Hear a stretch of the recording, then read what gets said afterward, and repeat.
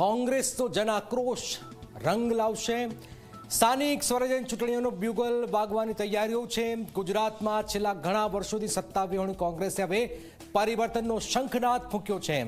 આજથી ઉત્તર ગુજરાતમાં જન આક્રોશ યાત્રાનો ધામધૂમથી શુભારંભ થયો।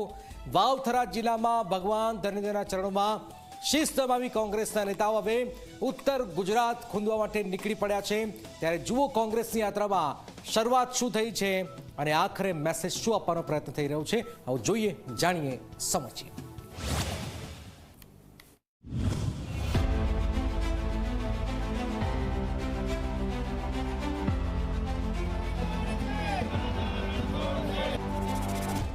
ભગવાન ધરણીધરના દર્શન કરી પરિવર્તનના શંખનાદ સાથે કોંગ્રેસે જનાક્રોશ યાત્રાનો પ્રારંભ કર્યો। વાવ થરાદના ઐતિહાસિક ધરણીધર મંદિરે કોંગ્રેસના પ્રભારી મુકુલ વાસનિક, પ્રદેશ પ્રમુખ નેતા અમિત ચાવડા સહિતના નેતાઓએ દર્શન કર્યા અને બાદમાં યાત્રાનો આરંભ કર્યો।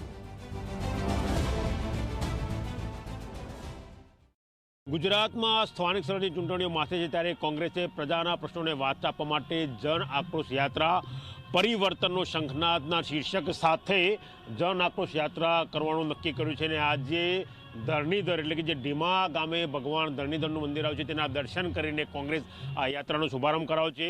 અલગ અલગ ઝોનમાં કોંગ્રેસનું યાત્રા કરવાનું આયોજન છે। સૌથી પહેલી શરૂઆત થઈ છે ઉત્તર ગુજરાતથી, ડીમાના ધરણીધરથી આ યાત્રાનું પ્રસ્થાન થશે અને બેચરાજી ખાતે તે યાત્રા પૂર્ણ થશે। તે દરમિયાન બનાસકાંઠા, મહેસાણા, હિંમતનગર સહિતના ઉત્તર ગુજરાતના જે પણ કે મોટા ગામડા કે મોટા વિસ્તારો છે તે વિસ્તારને આવરી આવશે અને પ્રજાના પ્રશ્નોને વાંચવામાં આવશે। 1100 કિલોમીટરની આ યાત્રા ઉત્તર ગુજરાતના અનેક ગામડાઓમાંથી પસાર થઈ 3 ડિસેમ્બરે બહુચરાજી પહોંચશે, જ્યાં તેનું સમાપન થશે। ગુજરાતના ખેડૂતો હોય, યુવાનો હોય, મહિલાઓ હોય, નાના વેપારીઓ હોય, ગૃહિણીઓ હોય કે તમામ વર્ગ વિસ્તારના લોકો આજે આ સરકારથી ત્રસ્ત છે। એ લોકોની જે પીડા છે, જે તકલીફ છે, જે દર્દ છે, જે પ્રશ્નો છે, જે આક્રોશ છે, એને વાચા આપવા માટે ગુજરાત પ્રદેશ કોંગ્રેસ સમિતિ દ્વારા આ જન આક્રોશ યાત્રાની શરૂઆત કરવામાં આવી છે। આજે એના પહેલા ચરણમાં ભગવાન ધરણીધરના ચરણોમાં શીશ ઝુકાવી અને વાવ થરાદ જિલ્લાથી એની શરૂઆત કરી છે। કોંગ્રેસ આ યાત્રા દ્વારા ખેડૂતો, મહિલાઓ, યુવાનો અને બેરોજગારીના મુદ્દાને લઈને સરકારને ઘેરવાનો પ્રયાસ કરી રહી છે। ખેડૂત પાક ધિરાણના પ્રશ્નો, ખેડૂત દેવા માફી, મહિલાઓની સુરક્ષા અને રોજગાર અને વધતી બેરોજગારી જેવા મુદ્દાઓને કેન્દ્રમાં રાખીને ગ્રામ્ય વિસ્તારોમાં જનસભાઓ કરશે। ગામે ગામ કોંગ્રેસ કાર્યકર્તાઓ લોકો સાથે સંવાદ કરી જનતા દરબાર સુધી તેમની સમસ્યાઓ પહોંચાડવાનો સંકલ્પ લઈ રહ્યા છે।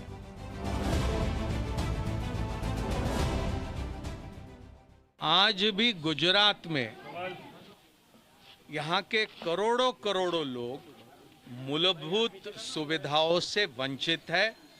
शिक्षा हो, रोजगार हो, यहाँ की कानून व्यवस्था हो, यहाँ के दबे कुचले लोगों के सामने जो मुसीबत है वे हो, यहाँ की महिला है, यहाँ का किसान, यहाँ के खेत मजदूर, यहाँ के शहरी ग्रामीण तमाम लोग परेशान हैं।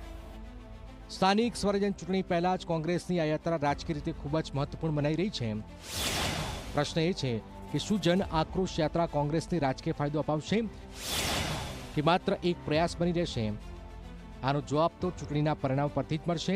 પણ હાલ ઉત્તર ગુજરાતમાં ગુંજી રહ્યો છે એક જ નારો, પરિવર્તન આવશે, જનશક્તિ આવશે।